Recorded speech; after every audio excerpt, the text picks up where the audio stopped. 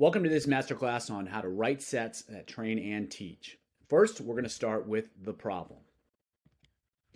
You can't ride two horses. So, all the skill work in the world is great until typically it's time to start training. That's when we have problems. So, whether that's in the beginning of the season, when you've done some drill work, and now it's to start the real training, and even in a practice session, when you do some drill work in the beginning and then it's time to start training, things just fall apart.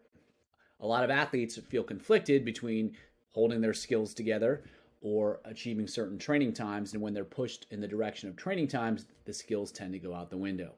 As a coach, you can try to address that by coaching it up. However, it's going to be really time consuming. It's frustrating because the athletes don't necessarily do what you expect them or tell them to do. It's also not very effective. It's also not very effective because they're being pulled in two different directions and they feel conflicted as to what they should do. So when skill work and training are separated, it's always going to be problematic. Another big issue is that swimmers can't always do what you tell them to do.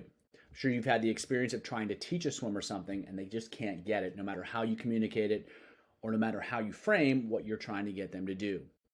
Or they can do it when they're swimming slow and easy, but when it's time to swim fast, things just fall apart. They can't seem to do what you're expecting them to do when it really matters. Another big issue is that they won't do it.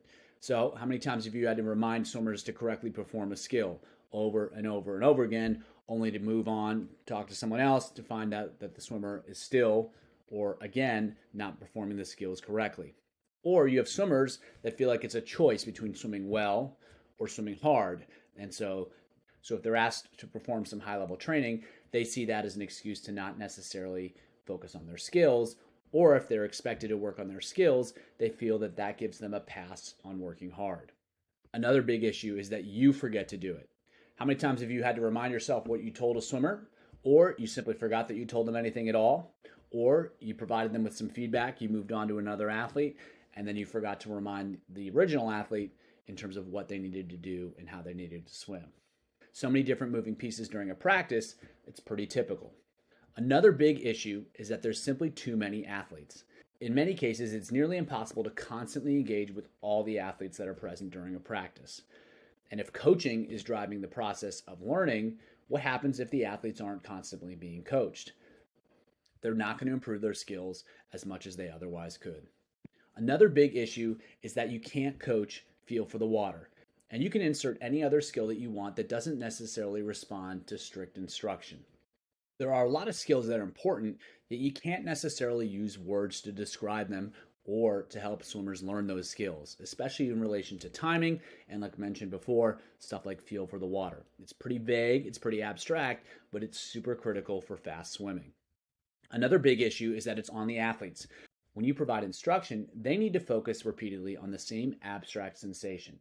They need to pay attention to where their hand is, they need to pay attention to what their leg's doing, they need to pay attention to their breathing. This is asking a lot of young kids, especially when they're also going to be distracted by fatigue and their friends. Do you trust kids to handle that responsibility appropriately? It's a big ask. Next, kids get bored. Focusing on the same thing over and over again does not engage kids. It doesn't matter how important it is to their progress. It doesn't matter if it'll help them accomplish their goals. It's simply difficult for them to focus on the same thing over and over again, particularly when there's not really good concrete feedback as to whether they're doing a good job. Paying attention to what their arm's doing is not exciting for anyone, particularly for a younger individual. So in this setup, it's hard on everyone. Both groups, both coaches and athletes, are expected to perform pretty difficult tasks. Athletes have to focus, and coaches need to focus on making sure the athletes focus. To make matters worse, this is all happening during activities that aren't rewarding. That makes it even more challenging to make all this work. Another issue is that swimmers swim differently. So how do you know which variation of the skill is going to be best for each swimmer? If you think back to the last time you watched a 100 breaststroke at a championship meet, you probably saw 8 different types of breaststroke, and they're not necessarily reflective of technical errors. It's just a different way for each athlete to be successful. Are you going to know exactly which way an athlete should swim? It's pretty difficult to predict that, and so that becomes another challenge to manage. So what's the point so far? Driving change with words and typical coaching strategies is really time consuming because you have to communicate with all the athletes.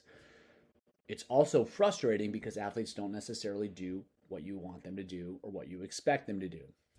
It's also not particularly effective because it's very, very difficult for them to continually focus on the same thing over and over and over again.